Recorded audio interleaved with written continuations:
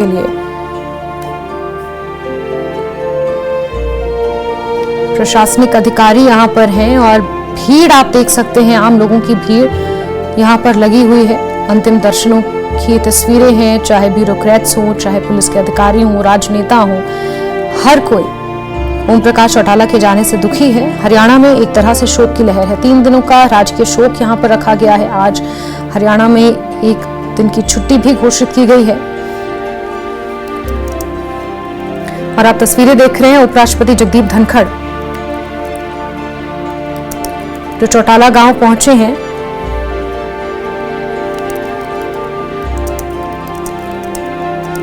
ओम प्रकाश चौटाला को अंतिम विदाई दी जा रही है। ओम प्रकाश चौटाला के अंतिम दर्शनों के लिए लोगों का यहां पर सैलाब उमड़ा हुआ है।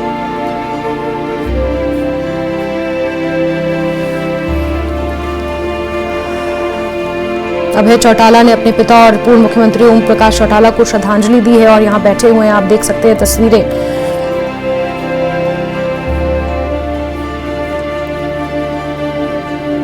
साथ ही आपको बता दें कि अब से कुछ ही देर बाद जब इनकी अंतिम यात्रा शुरू होगी तो उसमें मुख्यमंत्री नायब सिंह सैनी भी मौजूद रहेंगे। तो वहीं खबर यह भी है कि केंद्रीय मंत्री मनोहर लाल खट्टर भी मौजूद रह सकते हैं। इस बीच उपराष्ट्रपति जगदीप धनखड़ पहुंचे हुए हैं, जिन्होंने श्रद्धांजलि अर्पित की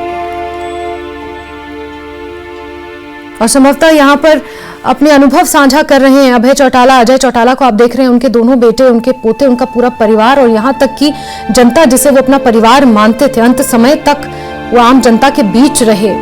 विधानसभा 2024 में किस तरह अपना मत डालने के लिए खुद तबीयत ठीक नहीं थी, चल नहीं पा रहे थे, लेकिन फिर भी अपने मताधिकार का इस्तेमाल करने के लिए पहुंचे हुए थे। तो आप देख रहे हैं आम लोगों की भीड़ भी यहां पर जुटना शुरू हुई है और उनकी अंतिम विदाई में शामिल होने के लिए लोग यहां पहुंचे। महिलाएं उनके अंतिम दर्शनों के लिए पहुंच रही हैं। उनका पार्थिव देह यहां पर रखा गया है और अब से कुछ ही देर बाद पूरे राजकीय सम्मान के साथ उनका अंतिम संस्कार किया जाएगा। उनकी उम्र के बहुत से लोग यहां पहुंचे हुए हैं, पुष्पांजलि अर्पित कर रहे हैं। उनके गांव के लोग हैं, उनके चाहने वाले, जो कहीं ना कहीं ओम प्रकाश चौटाला ने कहीं ना कहीं हरियाणा की जनता के लिए, हरियाणा के उत्थान के लिए जो अपना योगदान दिया है, वो हरियाणा की जनता, हरियाणा का हर एक नागरिक उस बात को जानता है। और ये उसी का आप दृश्य देख रहे हैं, उसी का नतीजा है कि लोगों का सैलाब यहां पर उमड़ा है। तो वहीं उपराष्ट्रपति जगदीप धनखड़ ने भी अंतिम दर्शन किए हैं।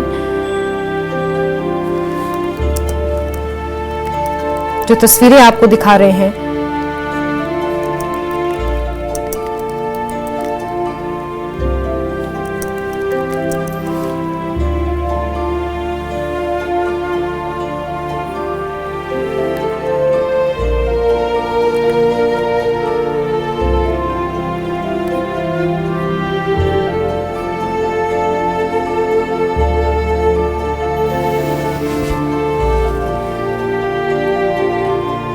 ओपी चौटाला के अंतिम दर्शनों की ये तस्वीरें हैं, जहां तमाम नेता भी पहुंच रहे हैं, आप तस्वीरों में देख सकते हैं।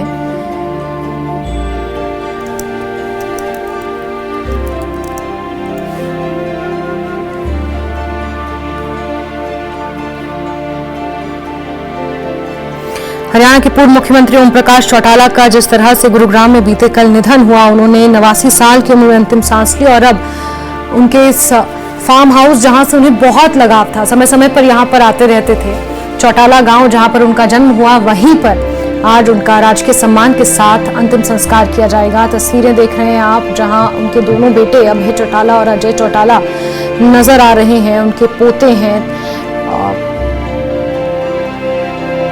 तमाम नेता, हरियाणा की राजनीति के तमाम नेता, यहां तक कि उपराष्ट्रपति जगदीप धनखड़, और बताया यह जा रहा है कि उनकी अंतिम यात्रा में शामिल होने के लिए मुख्यमंत्री नायब सिंह सैनी भी पहुंचने वाले हैं। शांति से बैठ करके उनकी बात को सुने। मैं महामहिम से प्रार्थना करूंगा कि वो अपनी बात आपके बीच में, आपके रूबरू रखें अपने, और उनके जो एक्सपीरियंस हैं, जो उनके साथ उनका एक रिश्ता रहा है, उसके बारे में आपसे चर्चा करना चाहते हैं तो आपसे चर्चा करना चाहेंगे तो मैं उनसे निवेदन करूंगा। क्या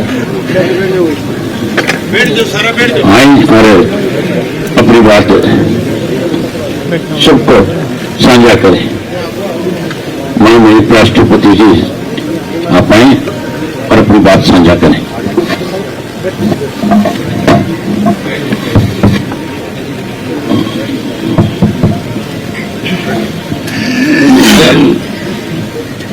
ये समाचार मिला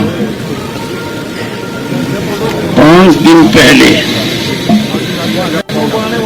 चौधरी साहब से मेरी बात हुई थी। मेरे स्वास्थ्य का पूछ रहे थे, मेरी चिंता ज्यादा कर रहे थे।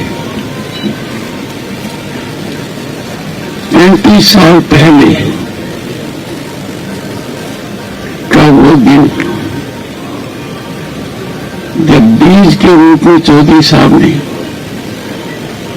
ताऊ देवीलाल जी के आशीर्वाद से मुझे समझाया कि प्लीडर का पी हटा दो। मैंने कहा मैं प्लीडर हूं, का पी हटा दो। और जो यात्रा शुरू हुई मेरा हाथ पकड़कर, अर्थबल देकर, दर्शन देकर 9th लोकसभा में निर्वाचित करवाकर, मंत्री पद देकर मैं भूल नहीं सकता। जब भी मौका मिला मुझे आशीर्वाद मिला। राज्यपाल का पद ग्रहण करते ही मैंने आपका आशीर्वाद लिया आपके निवास पर जाकर। जब राज्यपाल था खबर आई कि आपकी धर्मपत्नी नहीं रही, मेरी धर्मपत्नी ने कहा, मैं बंगाल में था, कि तुरंत पहुंचो। सुखवीर जी के पिताजी बादल साहब यहां थे। मेरी धर्मपत्नी ने कहा, जब अपना इकलौता बेटा गया तो चौधरी ओम प्रकाश जी ने कहा, अर्जुन भी अपने बेटे को नहीं बचा पाए, तुम आगे बढ़ते रहो। पूरा परिवार जयपुर आया। और चौधरी देवीलाल जी को तो पता नहीं था कि मैं कहां हूं, तो गांव के लिए रवाना हो गए। गांव के नजदीक से आए।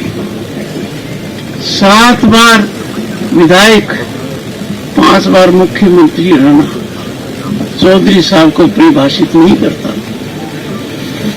किसान और गांव के विकास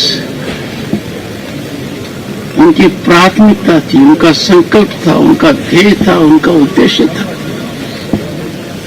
तो देश में बड़ा बदलाव आया 1989 में। उसके वो सूत्रधार एक थी,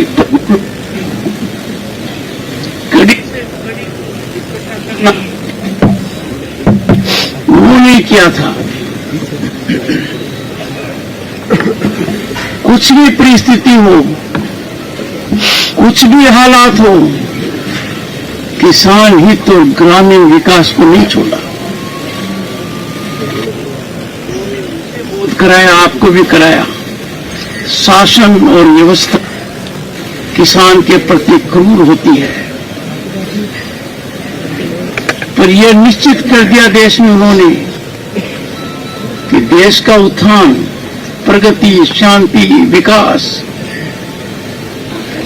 किसान के विकास से जुड़ा हुआ है, गांव के विकास से जुड़ा हुआ है।